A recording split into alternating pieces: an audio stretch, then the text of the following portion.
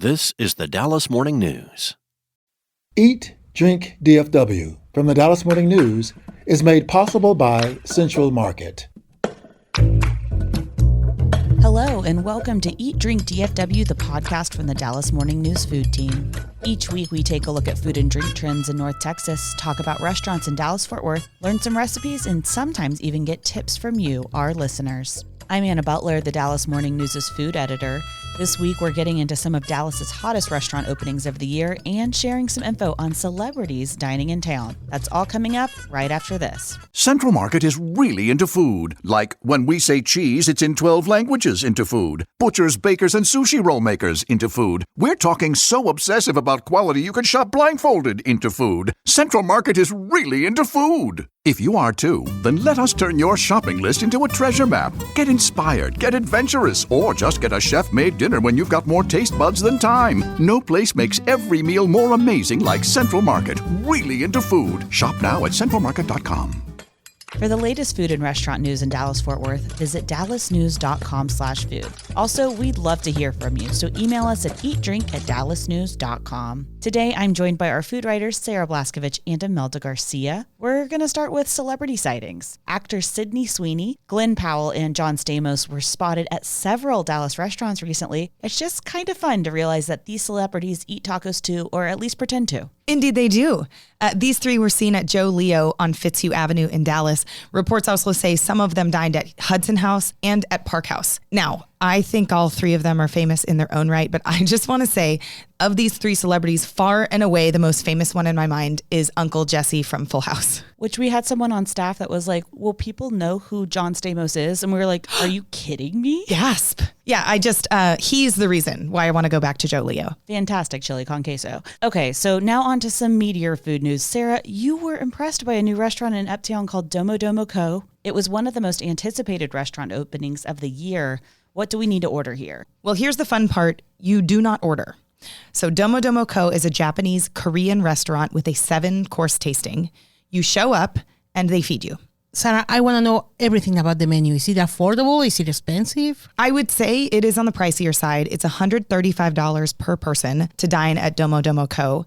And then that does not include wine pairings or upcharges like caviar or A5 Wagyu. But if we are talking about a tasting menu, it's one of the most quote-unquote affordable tasting menus in town, probably. Again, though, I'm not saying this is cheap, but that's a cheaper price tag. It's a great point, Anna. Eating at these tasting menus, especially if we're looking at the 18 to 20 course omakase restaurants that we already have in Dallas, you're paying upwards of $185, $200 per person for those. This is half that number of courses or less, but $135 a person. It does feel a little bit more reasonable, while I would still say is a really exciting, expensive night out. Now, some of the highlights on the menu, I in fact had a dish that I have been thinking about ever since I ate there. It is the second course. It is a cold fish soup, and it is colorful and bright and sour and spicy and a little bit of sweet. It is one of those dishes that makes you think while you eat it, but it's made of diced flounder, little bits of diced cucumber, and red grapes sitting in a broth, and then a second broth is poured in. There's so many different flavors and textures here that it's kind of hard to explain in words without experiencing it and seeing it. But that was just one of many of these 7 courses that I was surprised by, delighted by, and would go back again and again to try. I think a lot of people must go now before all the prices can go up with all these tariffs. Yeah, I mean, it remains to be seen, right, what that's going to mean for restaurants that are importing food, and fish could be one of those. Imelda, it's a great point. Tell me about the caviar and the Wagyu. Yeah, these feel very Dallas. So there's a caviar cart, and the GM pushes a cart through the restaurant and stops in front of your table if you've accepted the $35 upgrade for a caviar hand roll. And a hand roll is seaweed on the outside in the shape of maybe a taco, and it has warm rice inside of it. And then the caviar hand roll is quite simply a bunch of scoops of caviar put into this seaweed. You eat it like a tiny little caviar burrito, and it is outrageous and expensive. Caviar is something I don't need to pay extra for. I like it, but I don't love it. But I think some people listening love it. And if so, that seems like a $35 upgrade for you. Sarah, I think you had a $1 million idea. Caviar tacos and caviar burritos. I would love to see that. It sounds very Dallas, doesn't it? That's funny. There is one other upcharge at the restaurant. It's an extra $35 if you want the A5 Wagyu. And that to me was absolutely worth the money. This is some of the world's most beautiful beef. The marbling on it is incredible. It is the kind of thing you take a bite and I just closed my eyes. And me and that Wagyu had a little bit of a moment when we had dinner at Domo Domo. One of the things that struck you the most about this, Sarah, is that it felt so different from other Dallas restaurants. Why does it feel that way?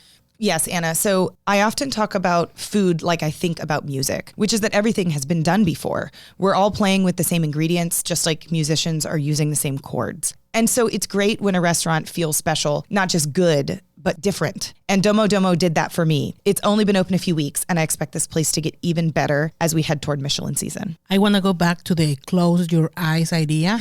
Did you need a cigarette for that pleasure, Sarah, after that? Never been a smoker, but it was an intimate experience.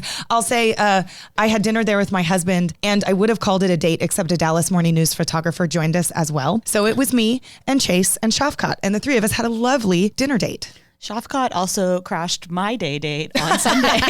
No. He just keeps showing up to take beautiful photos. Imelda, you reported on a second location opening of Tiffany Derry's Radici. What do we need to know about this? Yeah, I think this is great news for Grand Prairie.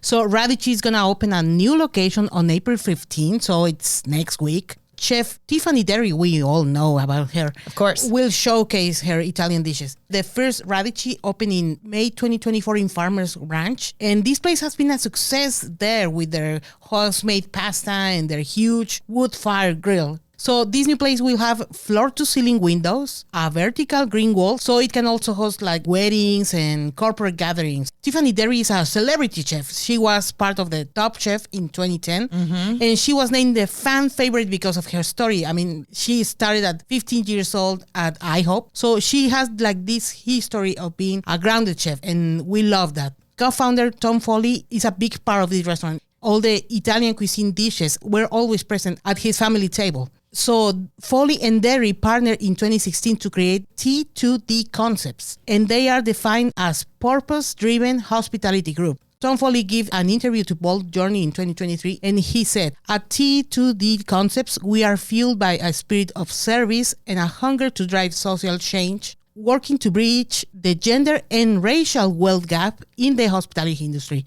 through the power of food and meaningful dialogue around the table. So I think it's a great place to go, not only because the food will be amazing, but also because it's a purpose-driven restaurant.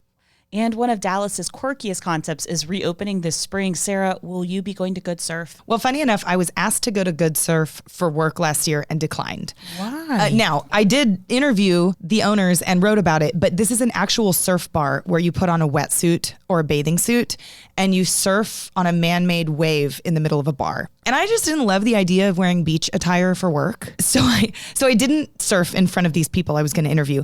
But to answer your question, Anna, I will totally go to Good Surf with my friends. Now, this surf bar is in Deep Ellum in the former Sandbar Cantina. The surf bar opened last year, but this month, Dallas chef Nick Badavinas has created a surf-themed menu for the bar, and that's the part that's new. The restaurant within the surf club is called Quality Hang, which I think is just a rad name.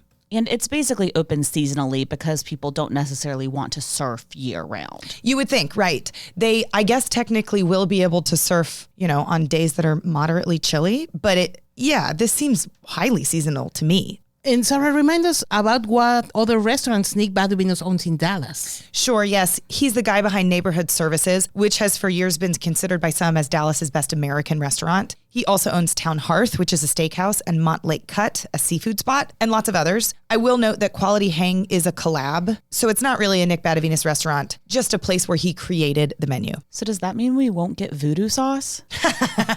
Nick Badavinas is famous for this sauce that he puts on all kinds of stuff.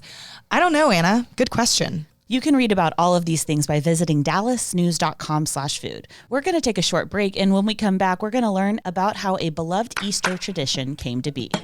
Central Market is really into food. Like when we say cheese, it's in 12 languages into food. Butchers, bakers, and sushi roll makers into food. We're talking so obsessive about quality you can shop blindfolded into food. Central Market is really into food. If you are too, then let us turn your shopping list into a treasure map. Get inspired, get adventurous, or just get a chef-made dinner when you've got more taste buds than time. No place makes every meal more amazing like Central Market. Really into food. Shop now at centralmarket.com. Welcome back. We're about to get into just why we eat chocolate bunnies on Easter, but first, we'd love it if you would help us spread the word about our podcast. If you like it, please tell your friends or anyone you think would appreciate all the important information we share each week. It would mean the world to us. Okay, Imelda, you have spent days becoming an expert on just how chocolate bunnies came to be part of Easter food tradition. Enlighten us. Yeah, I got a PhD on Easter bunnies. On this, yeah. I love it. Chocolate ones in particular. Yeah, in particular, yeah. So they are symbols with pagan roots, actually. And they all started more than 1,000 years in Europe. In old German folklore, there was a goddess named Eostri. This was the goddess of fertility. So when the rituals were made, they used the eggs and the rabbits because they were symbols of birth and fertility. So in the 1600s, also in Germany, they started to have these spring celebrations with colored eggs. They were given to the kids that behave well. So, So in the 1700s, German immigrants brought this tradition to America. And well, the eggs are a symbol of the resurrection of new life of Jesus. So it's full of symbolism. And now, why chocolate? Well, in the 1900s, the chocolate had a boom in Europe. And of course, the eggs and the bunnies were a natural for companies, you know. And they made not only the chocolate eggs, but also the jelly beans. So this is a very important tradition here in America. Let me put this in numbers. Each year, 90 million chocolate Easter bunnies and 90 million chocolate eggs are sold annually. So what about you guys? Do you have like this tradition in your home? We do. I love a chocolate Easter bunny. My parents didn't like to get us the big bunnies because they were hard to eat and then they were messy. So we definitely had candy. Imelda, did your research tell you why every child is required to eat the ears off the bunny first? No, that's beyond my PhD. I'm so sorry. That's just a matter of preference. I couldn't think of how to eat it except for to start gnawing on the ear. I think Julie knows. I don't have any real information, but my mother used to buy tons of those chocolate Reese's eggs. Do you remember those? The kind of bigger ones? Yeah. She would hide them from us, not like in an Easter egg hunt thing, just so she could go back and eat them later. Of course, I would find it and like steal some of them. To me, it's like none of the chocolate stuff is worth it unless it's got the peanut butter inside of it too. And Imelda, you say this is a big deal in America. When you were growing up in Mexico, did you eat chocolate Easter bunnies and chocolate Easter eggs? No, actually, they don't have that tradition in Mexico. It's interesting. We are just all about suffering and Lent and, fasting and everything, but no chocolate reward for us, no. Oh, this speaks to me as a Catholic kid. Imelda, Yeah. I understand you deeply. Yeah. We just here in America conflate a Hallmark holiday and a Christian holiday together so that we can make a lot of money for the candy companies. Oh. Okay, to finish up, Anna, I want you to tell us about the dish you were just telling me about that you made at home recently. Oh, yeah. My sisters came over on Friday night to play Mahjong, and I told them I really wanted to cook dinner, but I didn't know what I wanted to cook.